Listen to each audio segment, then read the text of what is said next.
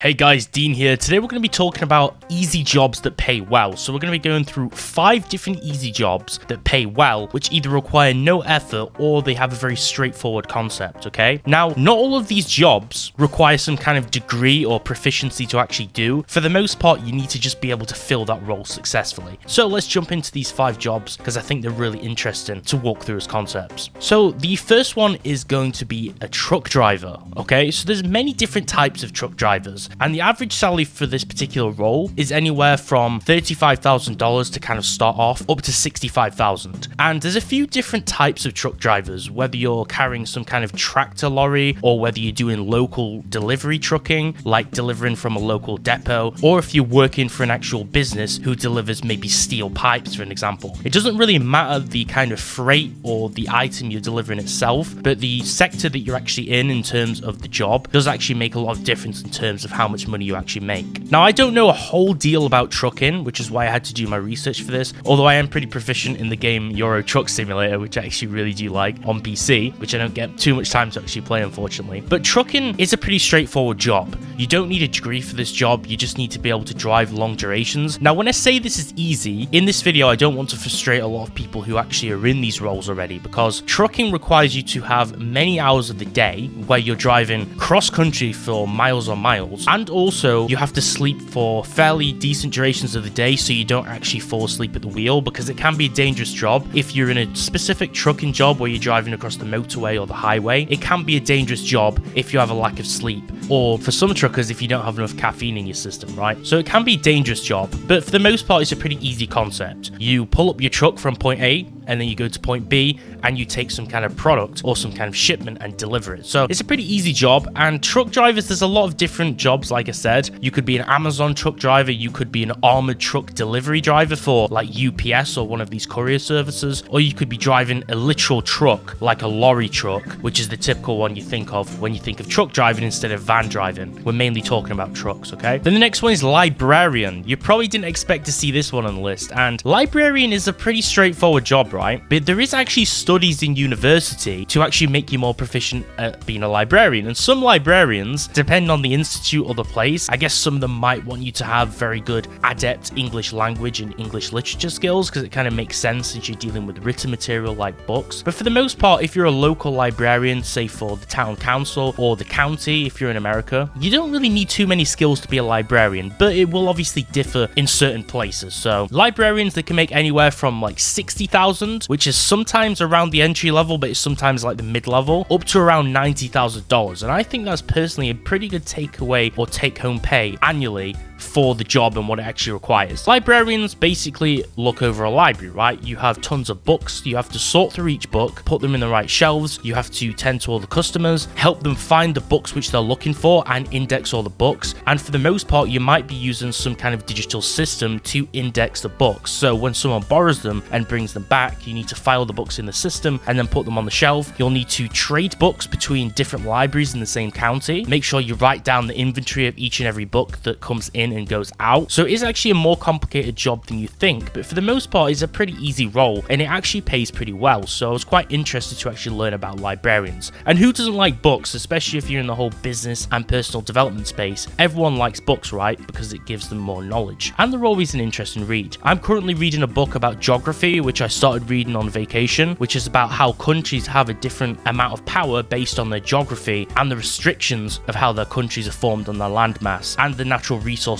which they actually have will determine if they're going to be a future world power. So there's some really great books and I'll probably end up doing a review of that on the channel very soon. Then we have the next one at number 3, which is a massage therapist, okay? So not that type of massage therapist, not those back alley ones. We're talking about a normal massage therapist, right? So this could be a massage therapist who works in a gym or some kind of health center, or who has their own practice. I know a lot of people do massage therapy freelance, which reminds me of a very creepy thing, because I remember I was watching, I think it was a Netflix show. The movie was called The Craigslist Killer. It was like a horror movie, and the guy was literally targeting massage therapists who are working freelance over Craigslist. So if you're a freelance massage therapist, consider working for a practice or getting your own practice, because that's just asking for something bad to happen. But massage therapists, so we're talking from around $40,000 to $80,000 for the salary, okay? And I think that's a pretty good starting level and good end level. That's kind of towards the upper echelon, so the smaller percentage of people are making that upper figure. But massage therapy is not really a hard job. I presume you would have to learn it through some kind of school or camp or course. I'm not sure actually how people learn massage therapy, so it's not actually that hard if you know what you're doing, but you do need to kind of know the basics of anatomy. People who are either a chiropractor or know about the human body and where are the areas to actually relieve pressure, where you need to actually massage, will obviously greatly benefit them. So there is actually a lot to learn in this, but the actual procedure is quite easy, okay? Then next up we have a flight attendant at number 2. So they're earning anywhere from around 57,000, so close to 60,000, up to about 81,000, so in the low 80s, okay? Now flight attendants is quite an easy job on the surface, but you will obviously have to deal with a lot of annoying passengers who may be causing an uproar. For an example, from 2019 to 2022, with the whole global situation that happened, we all know what I'm talking about. The rules were that you had to follow certain regulations on the flight, and there's some people who obviously didn't want to follow those regulations, which would cause a problem, and those are the kind of issues you'll have to deal with as a flight attendant, or if people are having an argument, or if people are being a threat on the plane. These are all things you do have to deal with. So when I say easy, I'm talking about the general job as an average day-to-day is an easy procedure. You do have those outlier situations where you have people that are very difficult to deal with, which will make the job harder, of course. Now, for the most part, flight attendants, they have to comfort passengers sometimes. They have to talk to passengers, make sure they're okay. And once you're on the plane, you have a very specific thing you have to do every time you're on the plane, which you learn. So it takes a long time to go through the learning procedure of becoming a flight attendant. But for the most part, it seems like smooth sailing, apart from the other outlier situations, okay? So if you're a flight attendant, don't get offended by me saying that it's an easy job, because it's obviously a lot harder than people think. So this is typically quite an easy job though, in terms of the effort and the knowledge and the lack of certain degrees that you might not need with most airlines in comparison to the steep amount of money you'll get in the salary for it. That's what I'm talking about as an easy job. You'll get on the plane, you'll run people through the safety protocol, you'll push the carriages to give them food and drink items, and then you'll use maybe the comm to talk to the passengers, but that's usually the pilot or one of the main people in the cabin crew. And then you'll deal with like the first class and the business class passengers and bring the food and the hot food out later in the flight. So there's not really too many steps you need to deal with, but you do need to be proficient in what to do or exactly do if a hazard comes into course. So if one of the passengers is a threat to the other passengers, if something happens with a plane, or if people need to exit the plane because of some kind of danger, you do need to be trained for that. So there is training required, which makes it a little bit tougher, but for the day-to-day cabin life as a cabin crew member, as a flight attendant, it's a pretty easy job for how much you do get paid. Then taking number 1, we have a personal trainer, okay? When I say this is an easy job, this is an easy job for people who have put a few years into the gym and know exactly what they're talking about. So a personal trainer makes anywhere from around $40,000 up to around $75,000 a year. I'm not sure if this is in high-end gyms or kind of mid-tier gyms. We're mainly talking about being hired in a gym here, but you can also go on to create your own personal training business via social media and make a whole bunch more of money. But if you're hired by an actual gym, these are the kind of figures that you can expect. Now, personal training is great if you've been in the gym lifting weights and doing maybe bodybuilding training for a few years, which is something I'm very interested in, or if you have put quite a few years into some kind of athletic craft that's required you to train a lot in the gym, and you know exactly what kind of lifts to do to optimize muscle building, and you know a lot about the musculature and anatomy, all those kind of things. If you're just very knowledgeable and passionate about sports, fitness, and the gym in general, you know what all the machines do and what the best lifts are that people should be doing, like squats and deadlifts for an example, and all of the machinery, then this is a great thing to get into, which you will probably enjoy, and it makes a pretty